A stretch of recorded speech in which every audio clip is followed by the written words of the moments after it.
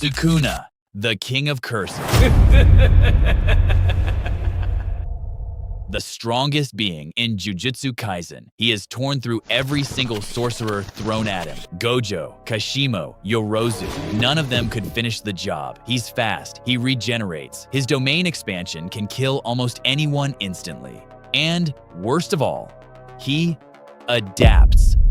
A normal strong team would get wiped in seconds. But what if I told you there's a specific combination of fighters, not the most powerful, but the most strategic, that could actually take him down? That's exactly what I built, and I'm gonna walk you through every single piece of this plan. Before we get into the team, let's talk about what we're actually dealing with here. Sukuna, in his prime, has 4 arms, 2 mouths, and access to both cleave and dismantle, 2 slashing techniques that can cut through virtually anything. Cleave adjusts its power based on the toughness and cursed energy of the target, meaning it's always hitting at the exact right intensity. Dismantle works on objects and non-cursed things, slicing through buildings and environments like paper. On top of that, he has a fire arrow technique that creates massive explosive attacks from a distance. And then there's his domain expansion, Malevolent Shrine. This is what makes him truly terrifying. Unlike most domains, it doesn't even need a barrier. It just radiates outward and hits everything in range with guaranteed cleave and dismantle. That alone makes him nearly impossible to fight in a group, because the domain doesn't trap you inside. It just kills everything around him in a massive radius. You can't run from it. You can't hide from it. You just die.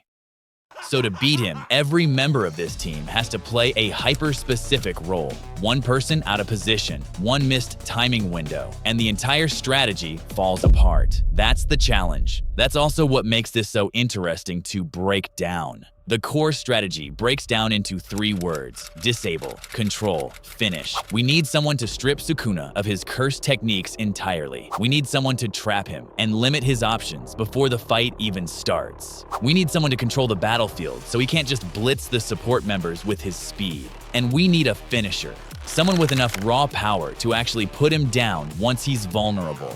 Every single pick serves one of these roles. Remove any member and the whole thing collapses. That's how tight this plan has to be. The absolute cornerstone of this strategy is Angel. Her technique, which comes from the angel that Hana Kurusu hosts, can extinguish cursed techniques entirely. That means no cleave, no dismantle, no fire arrow, and most importantly, no domain expansion. Without Angel on this team, Sukuna has access to everything that makes him terrifying. With Angel active, he's reduced to his physical abilities, which are still insane, still superhuman, but manageable when you have the right team around him. She doesn't need to fight directly. She doesn't need to throw a single punch. She just needs to survive long enough to do her one job. If Angel goes down early, the entire plan is finished before it starts. She is the single most important piece on the board, and protecting her is the team's #1 priority. Next up is Higuruma. His domain, Deadly Sentencing, is completely unique in the Jujutsu Kaisen world. It doesn't deal damage directly. Instead, it puts the target on trial in a supernatural courtroom. If the target is found guilty, and given Sukuna's 1,000-year history of murder and destruction, he absolutely would be, the punishment can confiscate their cursed technique or even sentence them to death, granting Higuruma's Executioner's Sword the ability to kill in one hit. This is the opening move of the entire plan. Higuruma's domain forces Sukuna into a structured, rule-based environment where raw power doesn't matter as much. It buys the team precious seconds, strips away options, and creates the opening that Angel needs to activate her suppression. Without Higuruma, the team has no way to create that initial window of vulnerability. Sukuna would just blitz everyone before Angel can even get into position. Higuruma is the door that the rest of the team walks through. Megumi is not here to deal damage. He's here to control the flow of the entire fight. His 10 Shadows technique lets him summon multiple Shikigami, shadow creatures that can attack, defend, and reposition across the battlefield independently.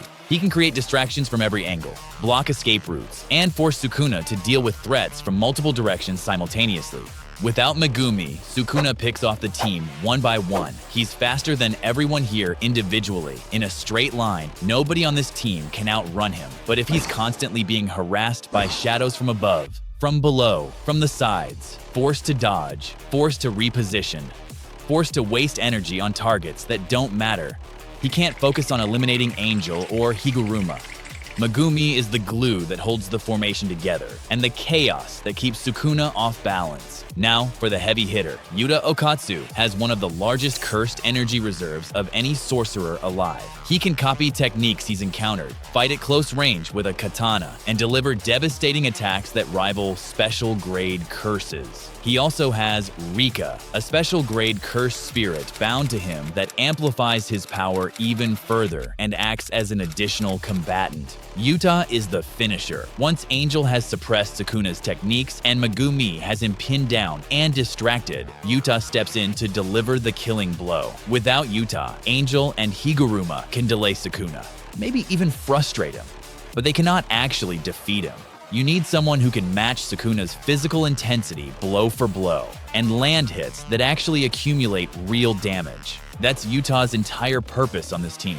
The optional but highly critical fifth pick is Maki. After her transformation in the Zenin clan massacre, Maki has zero cursed energy, which makes her completely invisible to cursed energy detection. She has superhuman physical strength and speed comparable to Toji Fushiguro, the man who nearly killed Gojo. She can move through certain domain effects without being targeted by sure-hit attacks, and she hits incredibly hard with physical weapons like the Split Soul Katana. She's the insurance policy if something goes wrong, if Higuruma's domain doesn't land the right verdict, if Angel gets pressured before she can activate, if Sukuna breaks through Megumi's shadows. Maki is there to apply relentless, unpredictable physical pressure and keep Sukuna from ever catching his breath. She's the wild card that no plan can fully account for. The fight begins the instant Sukuna appears. There's no warm-up, no dialogue, no waiting. Higuruma immediately activates deadly sentencing. The domain wraps around both of them, pulling Sukuna into the courtroom.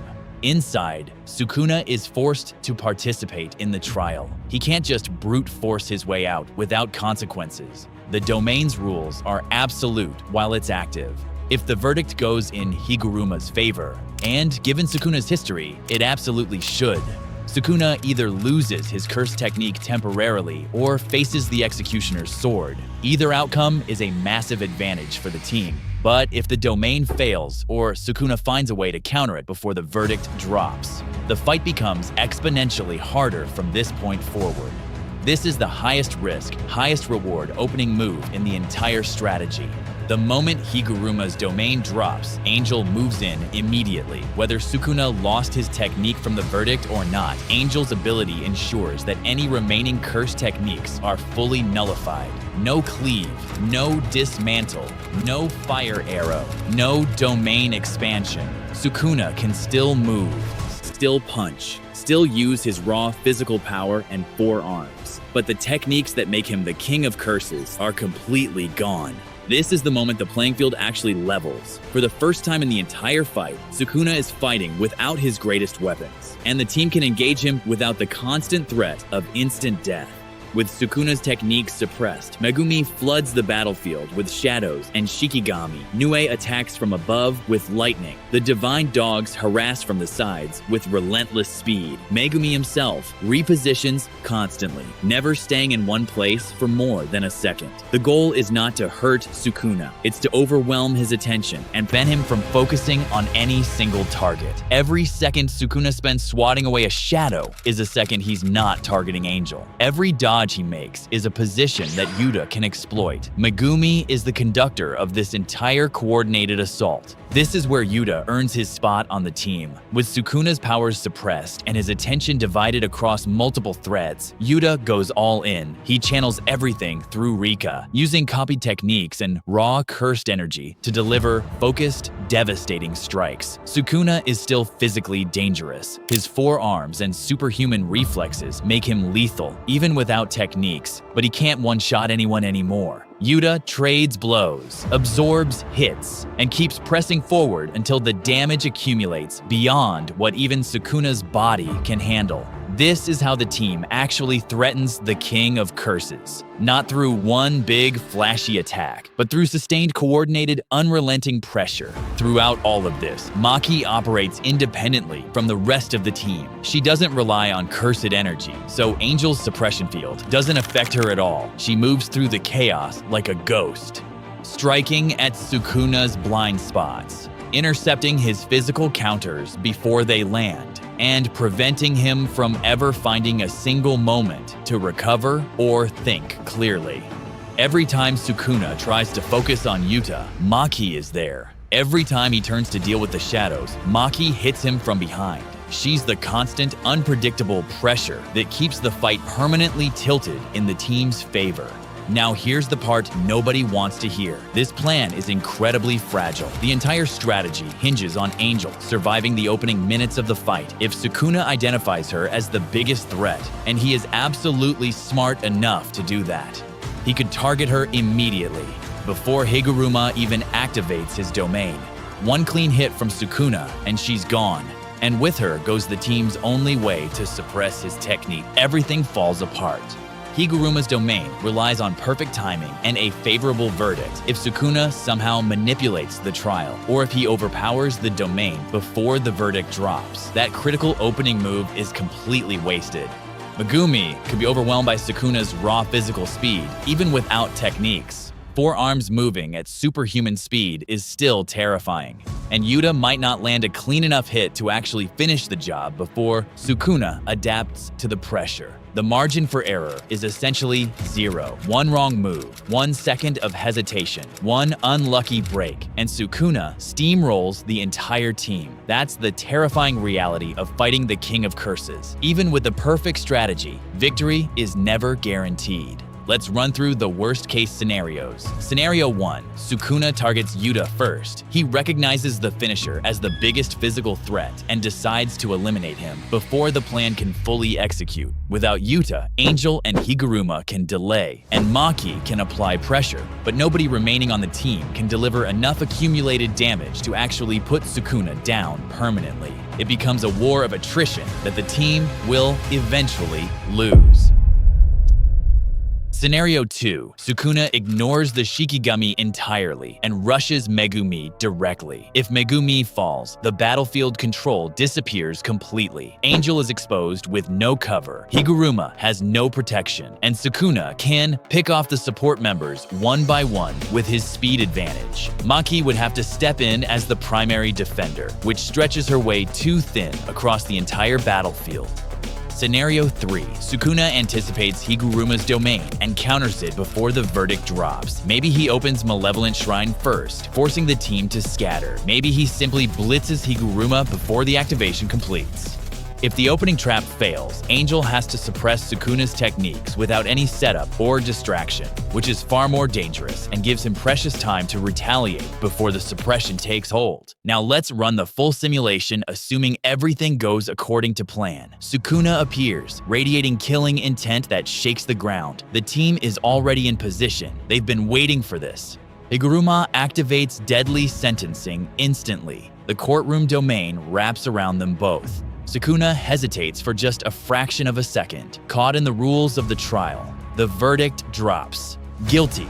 Curse technique confiscated. The domain collapses, and Angel immediately bathes the entire area in golden light, locking down any remaining abilities. Megumi floods the field with shadows, Nue diving from above, divine dogs flanking from both sides. Sukuna fights back physically with all 4 arms, but he's surrounded and overwhelmed. Yuta steps in with Rika fully manifested, landing a crushing strike that sends Sukuna skidding backward across the ground. Before he can recover, Maki appears from his blind spot, slashing with the split soul katana across his back. The pressure is relentless. There's no pause, no mercy, no room to breathe. Step by step, hit by hit, they force the King of Curses into retreat, not through overwhelming individual power, but through perfect coordination and flawless execution. Strategy over raw strength, synergy over spectacle.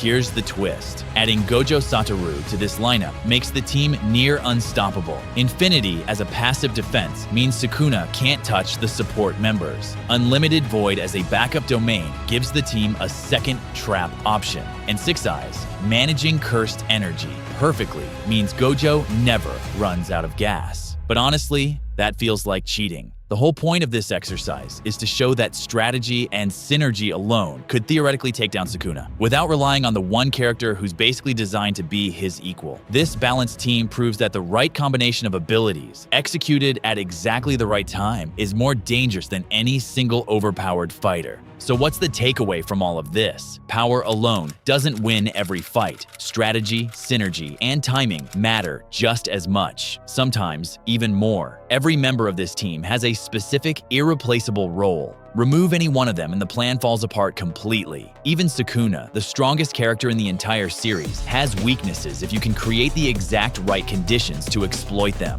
That's why team building isn't just a fun thought experiment. It's the key to surviving against threats that no single person, no matter how strong, can handle alone. Now it's your turn.